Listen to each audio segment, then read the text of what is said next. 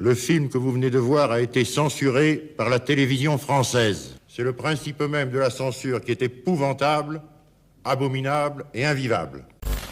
No. No.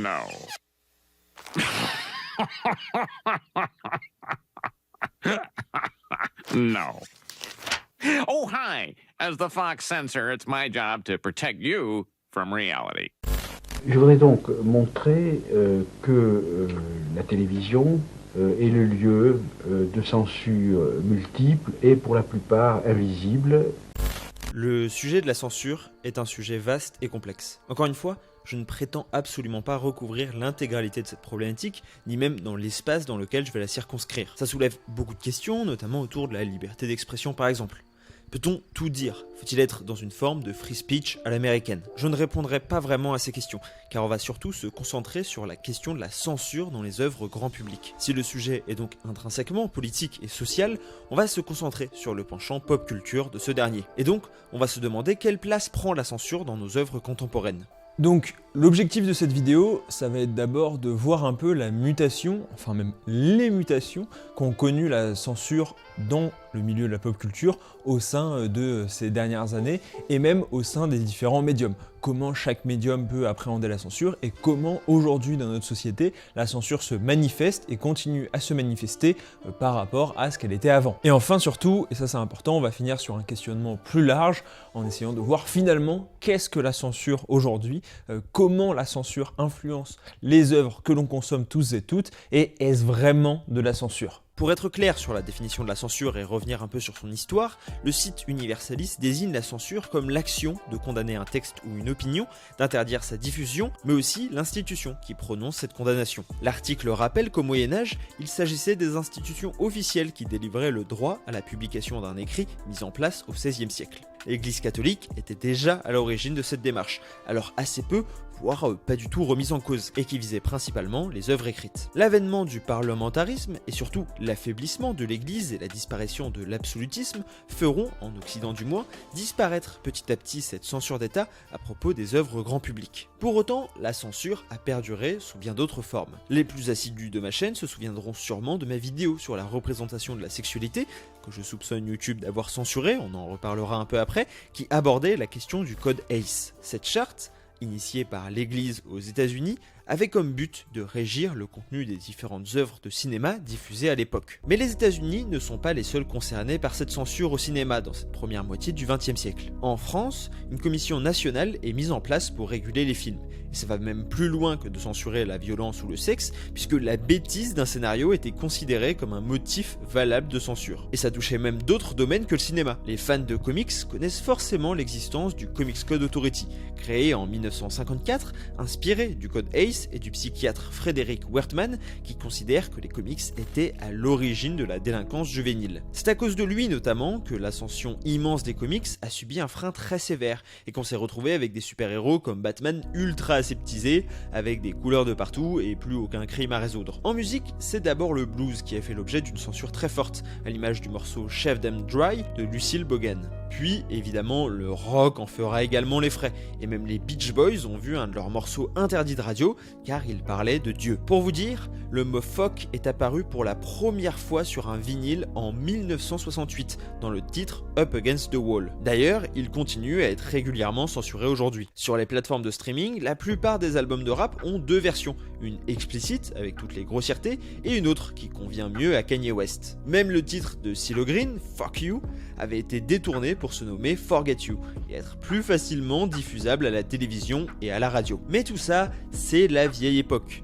Depuis la révolution culturelle de 68, la nouvelle vague française, le code ACE a été aboli, le mot fuck est sur de plus en plus de vinyles, le Comics Code Authority a disparu, et Internet a offert une liberté d'expression et de ton sans précédent. On se souvient des morceaux d'Orelsan ultra vulgaires, impossibles à diffuser à la télé, mais qui cartonnaient sur MySpace. Alors, on peut se demander si la censure n'a pas disparu aujourd'hui. La réponse, et vous vous en doutez sûrement vu la longueur de la vidéo, est Non. Pour cette vidéo, je vais beaucoup m'appuyer sur l'excellent article de Laurent Martin au sujet de la censure dans nos sociétés contemporaines. Il date de 2009, mais sa vision me paraît encore tout à fait à propos et je vous renvoie à sa lecture si mon propos vous intéresse, car je reprends beaucoup d'idées qu'il a exprimées avec, selon moi, beaucoup de justesse. Et donc, encore une fois, évidemment qu'elle existe encore aujourd'hui. Je pense à Miley Cyrus par exemple, qui s'était plaint notamment d'être censurée au moment de son shift, quand elle a voulu notamment quitter un peu l'image Hannah Montana Disney Channel, on en avait parlé dans une vidéo. Elle disait mais pourquoi moi je suis censurée et pas Robin Thicke qui avait fait Blurred Lines, qui était effectivement beaucoup plus problématique que ce qu'elle proposait. Bon, elle posait le problème du double standard de la censure envers les femmes et envers les hommes, mais donc c'était aussi une manière pour elle de dénoncer la censure dans cette industrie. Mais voilà, il y a plein de films contemporains qui ont eu des problèmes avec la censure, notamment dans des pays étrangers. Mais même, il y a pas mal d'œuvres qui parlent de ça, plus ou moins contemporaines. Bon, il y a une œuvre que j'aime beaucoup qui s'appelle Orange Mécanique de Stanley Kubrick, qui parle pas directement de la censure, mais qui parle de la manière dont on essaye de cacher, dont on fait face à la violence dans notre société et à ce qui est infâme et à ce qui n'est pas acceptable. Et je trouve qu'il y a un propos très intéressant là-dessus, en essayant de supprimer complètement toutes ces pulsions qu'on ne parvient pas à maîtriser et qui sont absolument innommables. Et finalement, est-ce vraiment la solution? Je vous conseille le visionnage averti, évidemment, d'Orange Mécanique, pour les personnes les plus averties. Mais je pense que, moi, c'est un des films qui m'a fait vraiment réfléchir sur cette dynamique-là et sur ce phénomène. C'est pas le film qui est souvent cité dans la filmographie de Stanley Kubrick, et pourtant, je pense que c'est un de mes préférés, notamment sur cette question-là et sur ce questionnement. La censure est toujours présente. Simplement, elle a muté. Elle s'est adaptée à son époque. Aujourd'hui, on fait beaucoup moins face à une censure morale qu'économique. Avant, c'était les normes religieuses ou encore de bienséance qui prévalaient en matière d'autorisation ou non de diffusion d'une œuvre. Désormais, l'aspect économique prévaut. Par exemple, beaucoup se sont plaints que le film Venom 2 Let There Be Carnage, une daube, centrée autour du personnage ultra violent et gore de Carnage, ne soit pas rated R, une classification qui équivaut peu ou prou à une interdiction au moins de 17 ans non accompagnée d'un adulte aux États-Unis. Mais faire un film rated R, c'est prendre le risque d'empêcher une masse considérable du public de se déplacer en salle et de payer son ticket pour voir le film. C'est mettre de côté un potentiel bénéfice quasiment impossible à refuser. Les studios n'ont pas peur que leur film choque l'église catholique ou les associations de parents, ils ont simplement peur que ce dernier soit censuré et réduise leurs bénéfices. Une première censure en amont va alors s'effectuer et aucun risque ne sera pris, même si en réalité une alternative est plus ou moins possible. Et pour reprendre l'exemple des films super-héroïques, le film Doctor Strange 2 in the Multiverse of Madness se permet de frôler quelquefois avec des codes de l'horreur et de l'épouvante, tout en gardant une classification PG-13, en gros tout public. Un autre changement notable dans la censure de nos jours est le moment de sa mise en application. Auparavant, la censure avait beaucoup lieu en amont. Comme je l'ai dit, le Comics Code Authority ou même les labels de musique, qui est le code ACE, contrôlaient directement les scénarios ou encore les paroles des chansons. Désormais, le plus souvent, une liberté importante est donnée à l'artiste, mais c'est sa diffusion qui va être impactée. Un morceau un peu trop cru et violent ne sera pas choisi comme single, ou même une scène du film sera coupée au montage pour convenir à la censure de chaque pays. On peut alors penser aux fameux couples LGBT+, ou même aux personnages noirs qui ont été effacés des affiches en Chine, ou encore des films dans certains pays. Cette censure s'applique donc après la production, un peu de la même manière que les vidéos YouTube. Je sais pas si vous vous souvenez, mais j'avais fait l'été dernier une vidéo sur le sujet où je soulignais que la censure n'avait pas vraiment lieu au moment de la mise en ligne, mais plutôt de la mise en avant ou non de la part de la plateforme. Je peux prendre en exemple le clip de Vald, Anunnaki, qui a été produit, sûrement grâce au fait que Vald soit plus ou moins indépendant, mais qui a été censuré aux moins de 18 ans au moment de son partage par YouTube. Par ailleurs, pas sûr qu'il ait beaucoup tourné sur des 17. Mais il n'en reste pas moins accessible et n'a été interdit par aucune entité. Et finalement, je me demande si à terme, le futur de la censure n'est pas une censure personnalisée. On voit désormais que les films ont le droit à leur version en fonction du pays dans lequel ils sortent. Tout cela a comme objectif de leur permettre d'obtenir un maximum de profit. Mais si on pousse la pensée un peu plus loin, avec certains films qui s'offrent une version alternative en DVD, parfois plus sanglante et plus trash, est-ce qu'à l'avenir, chacun n'aura pas sa propre version du film? Netflix pourra vous proposer les différents éléments auxquels vous ne souhaitez pas être exposé, et ainsi, vous pourrez regarder l'ensemble des œuvres du catalogue sans vous soucier d'être heurté par ce que vous voyez. De son côté, le distributeur serait gagnant, car son film ou sa série pourrait toucher une audience extrêmement large et ne serait pas restreint par une possible censure généralisée. J'aurais tendance à trouver ça d'une tristesse infinie personnellement, mais ça ne m'étonnerait pas plus que ça. Chacun aurait ses propres œuvres adaptées à sa sensibilité sexualité, ses croyances ou même ses convictions politiques. On aurait peut-être la fin de cet affrontement entre ceux qui dénoncent un wokisme qui censurerait les films et les séries Netflix en interdisant certains sujets, j'y ai encore une fois déjà consacré une vidéo, et les progressistes qui dénoncent à l'inverse la censure des minorités dans les films qui sont sous-représentés par rapport à leur pourcentage dans la vie réelle ou encore plus à l'export. Et encore, ce que je viens d'aborder n'est que la censure visible de l'iceberg. Il existe une censure quasiment invisible, qui est pourtant tout aussi importante et sûrement beaucoup plus pernicieuse que celle que j'ai déjà évoquée jusqu'à présent. L'autocensure est en effet un phénomène que j'avais déjà évoqué dans ma vidéo sur la censure des youtubeurs. Nous sommes devenus nos propres censeurs. C'est sûrement ça qui restreint le plus les artistes de nos jours. Un chanteur grand public qui souhaiterait parler de sujets sensibles, comme par exemple des problèmes d'addiction ou autres, ne serait pas forcément interdit de le faire directement par son label, mais en amont, il pourrait s'interdire d'en parler par peur de la réception. On vit élevé dans des normes qui nous restreignent et auxquelles on va automatiquement se plier sans même le conscientiser. Un mouvement d'auteurs inspiré entre autres de Barthes, Foucault ou encore Bourdieu revendique, et je cite Laurent Martin, que la censure ne doit plus être seulement pensée comme le résultat de pressions directes et concrètes exercées sur les différents maillons de la chaîne de sens par les détenteurs identifiés de l'autorité d'État ou d'Église, mais comme le processus qui a toujours été partout à l'œuvre de filtrage des opinions admises. Cela va donc au-delà du tampon de droit de diffusion, mais c'est donc bel et bien un processus quasiment immanent dans notre société. Et donc, ces auteurs-là, ils pensent clairement qu'il y a une censure, mais qu'il y a une censure de façon structurelle, à partir d'un ensemble de normes et de règles quasiment implicites pour la plupart, et qui font simplement partie d'un contrat social qu'on aurait tous signé de manière tacite et qu'on suivrait tous de manière tacite. Et donc pour ces auteurs, c'est ça qui va venir censurer les propos de l'individu en fonction de certaines situations. Bourdieu prend évidemment l'exemple de la télé, qu'il a vu émerger à un niveau quasiment hégémonique dans les années 80 et dans les années 90, et la libération de la parole par exemple des femmes, ou la libération de la parole autour des agressions sexuelles, et bon, on a encore vu que c'était le cas cette semaine et que c'était important, entre dans ce processus aussi de sortir de cette censure qu'il y avait autour de cette problématique où personne n'osait en parler vraiment, et donc ça créait une sorte de... Il n'y avait pas vraiment d'instance qui disait non, on n'a pas le droit de parler de ces sujets sur internet ou même dans les médias, etc.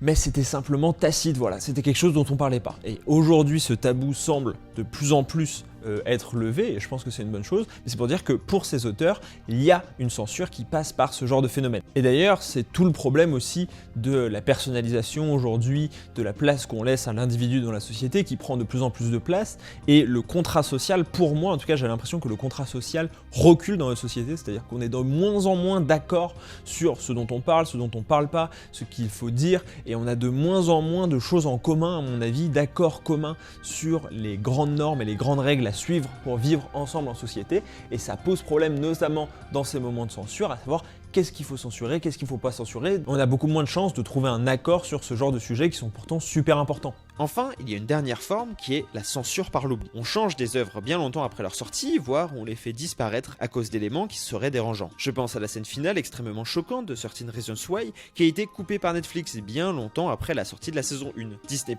avait fait de même, avec des scènes violentes de la série du Faucon et du Soldat de l'Hiver. Et on a beaucoup parlé dans ma vidéo consacrée à Disney de leur rapport à la censure. De même, on se souvient du débat qui s'était élevé autour de la diffusion du film Autant en emporte le vent, avec un message de prévention qui l'accompagne. Faut-il censurer les anciennes œuvres jugées racistes, discriminatoires ou plus en phase avec notre époque? Faut-il les laisser tomber dans l'oubli?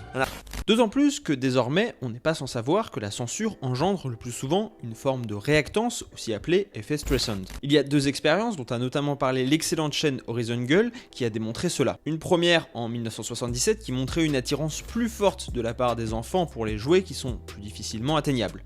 Et une autre en 1973 qui montrait que les qualités de la lessive au phosphate étaient surestimées dans les villes où elles étaient interdites aux États-Unis par rapport aux villes où elles étaient autorisées. La censure va aussi créer de la curiosité chez les gens en développant un sentiment de frustration, parfois à la base avec pas grand-chose. Censurer une œuvre aujourd'hui, c'est lui offrir une plateforme médiatique considérable et provoquer une curiosité de la part du public, à savoir l'effet inverse de celui escompté dans un premier temps. C'est pour ça que selon moi, la censure ne peut pas représenter une alternative viable à la diffusion de la plupart des œuvres. On l'a déjà vu ici, mais les œuvres ont un impact extrêmement concret et conséquent sur notre vie, notre société et notre réalité. Pour les représentations qui s'y trouvent, les messages politiques ou encore leur diffusion, ils participent à notre socialisation à tous. Ils sont inclus dans notre hyper-réalité. La censure qui va, c'est son propre, venir influencer ces œuvres et donc à traiter avec beaucoup de gravité mais aussi d'intelligence. Si parfois il apparaît nécessaire de ne pas laisser certains propos ou certaines images, il faut prendre conscience des conséquences de cet acte. La censure peut permettre l'invisibilisation de certains phénomènes,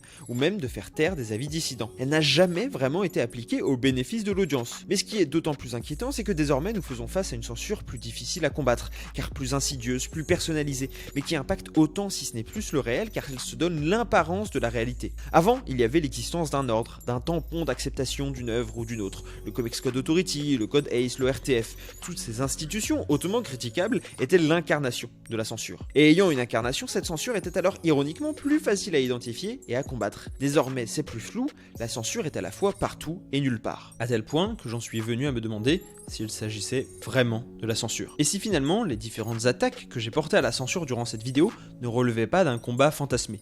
Suis-je le Don Quichotte et la censure mon moulin à vent? Parce qu'alors que la censure a pendant longtemps été vue comme une pathologie de l'information, qui se devait d'être absolument transparente et limpide, on peut se demander si elle n'est finalement pas simplement un élément constitutif de tout processus communicationnel. Est-ce que peser ses mots, prendre du recul, être nuancé, c'est pas déjà se censurer? Mais dans ces cas-là, comme je l'ai dit, la censure est partout et nulle part. Et tout esprit aiguisé sait bien qu'un mot qui définit tout et rien ne signifie surtout rien. Ainsi, Laurent Martin préconise d'utiliser le mot avec précaution, et même, pourquoi pas, de circonscrire son usage à l'intervention avérée et claire d'un tiers possédant une autorité sur la communication ou le média dont il est question. Quand les équipes de Disney demandent de supprimer une relation LGBT+ dans Buzz l'éclair, il s'agit de censure. Quand les artistes utilisent des appellations détournées comme Miley Cyrus pour parler de drogue ou par exemple de sexe, il s'agirait plutôt d'un filtre. Un filtre qui a son importance, et sur lequel il convient de se pencher, mais qui ne doit pas forcément être assimilé à la censure au sens strict du terme. Car aujourd'hui, la censure frappe encore régulièrement de son joug la pop culture. Et le meilleur moyen de la laisser prospérer est peut-être de crier au loup à chacun des filtres qui vient se greffer dans les rapports de communication. Et donc personnellement, je suis assez partagé. Je suis complètement conscient qu'il existe une censure structurelle qui envahit nos médias et qui domine nos formes médiatiques, quelles qu'elles soient. C'est-à-dire, cette forme médiatique, actuellement, moi, la manière dont je vous parle, c'est plus ou moins censuré, en fait, parce que je vous parle pas forcément de tout, notamment sur YouTube, par exemple, j'ai pas pu vous parler de trucs carrément pornographiques ou quoi que ce soit, je peux pas vous montrer toutes les images, parce que sinon, je sais que je vais être limité par les annonceurs, puis interdit au moins de 18 ans, donc il y a cette forme de censure et d'autocensure qui fait que, en fait, de base, je me suis même pas intéressé à cette partie-là du sujet, parce que je savais qu'elle était pas traitable. Donc il y a une forme de censure, et ça me concerne moi, mais ça concerne aussi les réalisateurs, les scénaristes, les artistes musicaux, comme on l'a vu. Et donc cette forme de censure, pour moi, elle existe, et elle est réelle. Et après, la question que pose Laurent Martin, c'est donc, est-ce que finalement c'est vraiment une censure, au sens propre du terme, ou est-ce que c'est pas juste un filtre? C'est-à-dire, est-ce que j'ai pas appliqué une sorte de filtre, c'est-à-dire voilà, c'est quasiment un choix éditorial, bon j'ai décidé d'appliquer les normes et les règles en vigueur sur YouTube, et donc c'est un filtre. Bon, est-ce que c'est une censure, est-ce que c'est un filtre? Dites-moi en commentaire, dites-moi vous en commentaire quel rapport vous avez à la censure, est-ce que vous pensez que dans certains cas c'est justifié, est-ce que vous avez des exemples en tête de censure qui vous paraissaient justifiés ou au contraire injustifiés? Et je pense qu'il faut au moins y penser, il faut au moins conscientiser que cette censure existe, non pas pour forcément la combattre, parce qu'elle est quasiment impossible à combattre, mais au moins en avoir conscience pour être mieux armé face à ça et prendre plus de recul sur justement les formes médiatiques auxquelles on est exposé, en ayant conscience qu'elles sont forcément censurées ou au moins filtrées par de nombreuses règles et de nombreuses normes qui régissent la société et qui sont pourtant assez invisibles. Oui, la censure a gagné, car elle est devenue tellement difficile à définir que désormais, avant de pouvoir la dénoncer, il faut d'abord être capable de l'identifier comme telle. Ironique, dans un monde médiatique qui, comme je l'ai dit, n'a jamais autant promu la transparence. Messieurs les censeurs, bonsoir.